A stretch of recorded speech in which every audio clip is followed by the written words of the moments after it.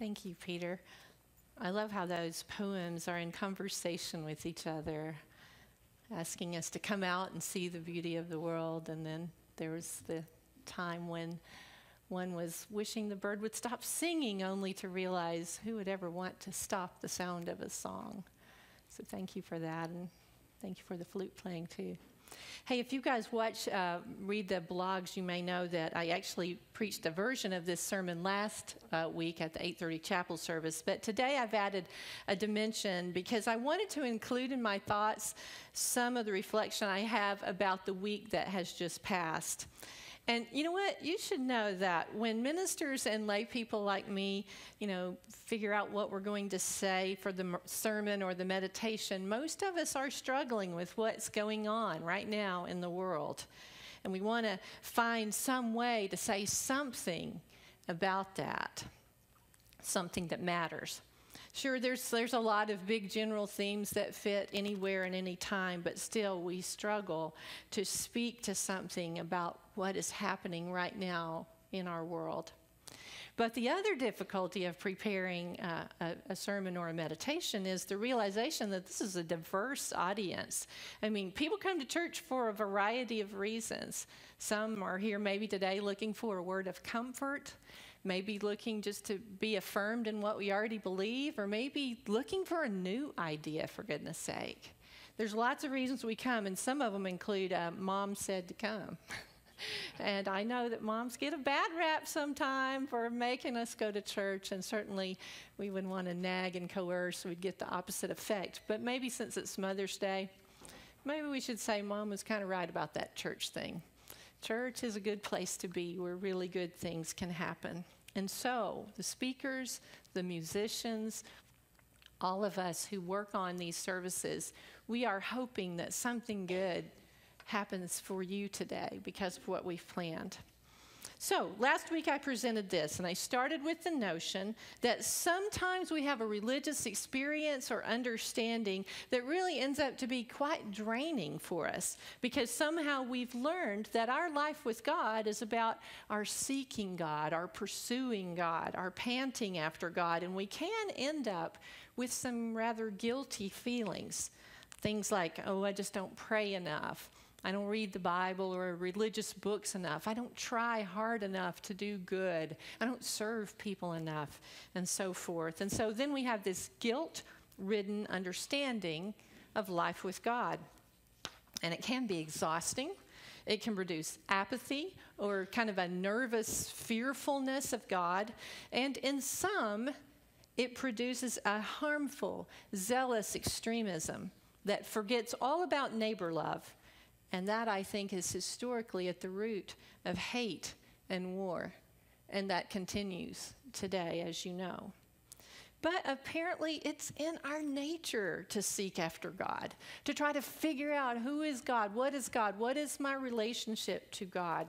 People have written or drawn on cave walls, on tablets of stone, on clay, you name it, we've written on it, and now on digital screens trying to talk about what we think and wonder about God. In every place and in every time, people have told stories and interpreted those stories and pontificated on those stories and written it all down for debate and further thought. We've made art and music and poetry because we want to say something about God and about our pursuit of God. And sure, that's part of it. We look for God. I mean, here we are today. We're here today because we're getting together in our pursuit of God. And that's happening, of course, all around the world all the time. But you know what? Seeking God, all of that I've mentioned, is certainly part of our life with God. That's right.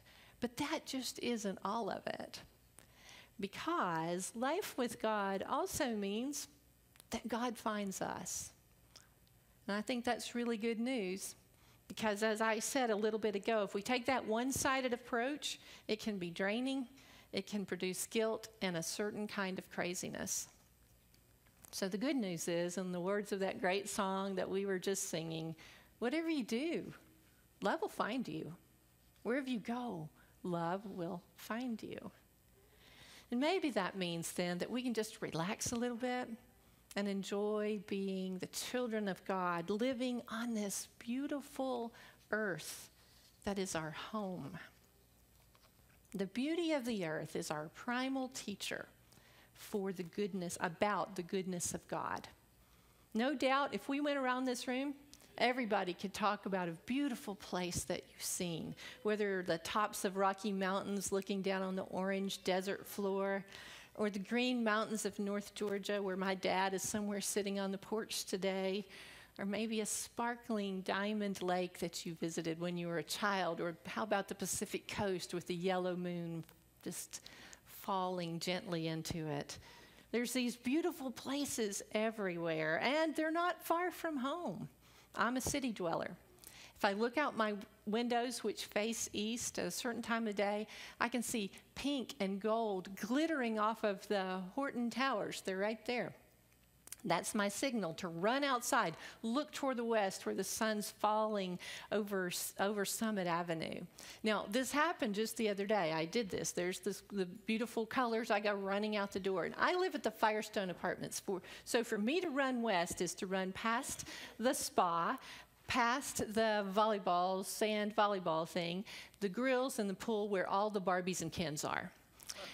My husband and I are the grandparents of Firestone Apartments, in case you didn't know that. And so I go running by and I say to these young adults, look, don't miss the sunset. So they all looked with me, or some of them did, and we did that thing you do when it's beautiful. And we smiled and they laughed, and they might have been laughing because the crazy lady had just run by, but I don't care. I was overcome with beauty. And the beauty of the earth is something that I guess most people agree upon. It has this power to move us, to stir us to something good. You remember that the first words of the Old Testament are, in the beginning, God created the heavens and the earth. And after the appearance of each of the parts of the heavens and the earth, after the grass and the trees, after the sun and the moon and the stars, after the animals and the people, there was this voice. And you remember what it said? This is good. It was a word of blessing. This is good. And so goodness and beauty are close kin. And when we experience them, we are often moved to this emotional, loving response, just like God was.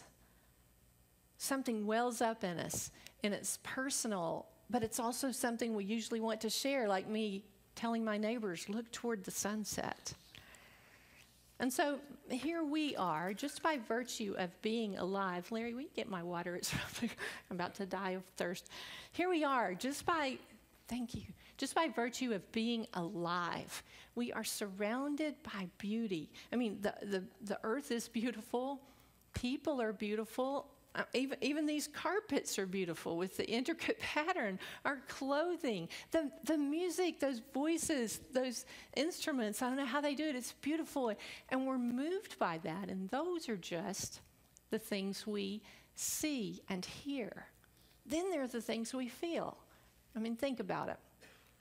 Just a few minutes ago, we sat here together in silence, joined together by the perfect sound of the flute, the quietness of our shared force of life, breath. That's something we feel and we know. And then we pass the peace, and this whole room kind of explodes. I mean, it's this resonance of joyfulness just because of human contact. We were being found by beauty. When we pass the peace like that, we know we're not alone. We know there's other good people in the world with good intentions, and they want good things, and they work for them. And so beauty has found us. Beauty evokes in us this loving response. And so we say, wow, and we open up our eyes and we hug each other and we get cold chills and all of those things that happen to us when we experience beauty. This is beauty and goodness finding us. We don't even have to look for them. And so I think God is beauty. God is goodness. God is love. Not out there somewhere, but here right here with us. Whatever you do, it finds you. And somehow, even in our times of sorrow and doubt, even when the earth is ravaged, there is this mysterious wave of beauty that comes to us. And maybe we're comforted by that beauty, but at the very least, if we're in a very difficult psychological state because of the terrible times of life, beauty appears and it awakens us and challenges us, forcing us to ask again, is life good or bad?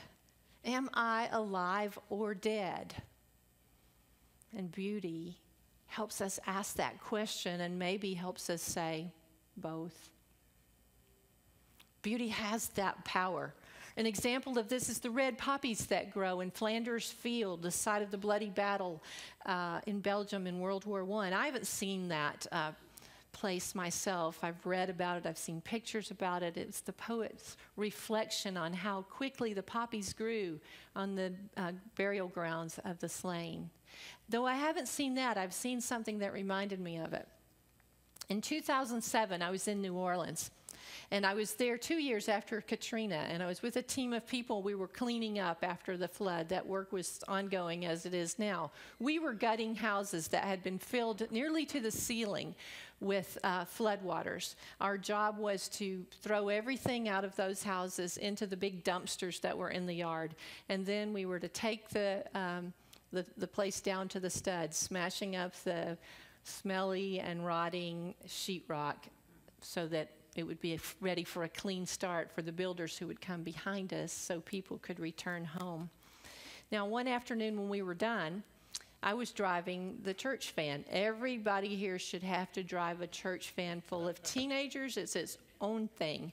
They were singing and laughing and being wonderful like they are. They're doing all that. I'm trying to get us home so we can take a shower. I look to the side and I see a yellow dandelion sort of sunflower thing sticking up in the rubble of some concrete. The sidewalks there had been pushed from their beds by the water so that it's not a nice straight sidewalk anymore. It's all crumbled and broken, and some of them even end to end like this, pieces of sidewalk. There was a flower sticking up out of there. I got the kids out of the van, of course I did, and I said, y'all look at this. And I call that flower defiant beauty. Once again, it was there in the face of devastation and unspeakable loss, yes, brought on by nature with no good explanation. Who can explain Hurricane Katrina? But this thing of beauty stood fiercely before us, equally as unexplainable as the devastation of the flood. And the flower was asking me, I think the children too, are you alive or dead? The flower said, I am alive. Now, we get into some deep philosophical waters when we try to decide on any theological reason and meaning for floods and wars. Though, again, it seems like we can't help ourselves. We spend an awful lot of time finding words to talk about that, too. We have to contend with the mystery of the tragedies of life. But apparently, they do not negate the beauty that is ever present in what we see and in what we feel. So I'm asking this question today. What is the meaning and value of beauty? For me, it's this. People have a lot of ideas about God, and not all of them are good. And we saw that again last week, just up the road in Garland. What we think about God will affect how we think about ourselves and others, and therefore how we will interact. To reflect on beauty as a sign of the presence and nature of God shapes my vision and my understanding.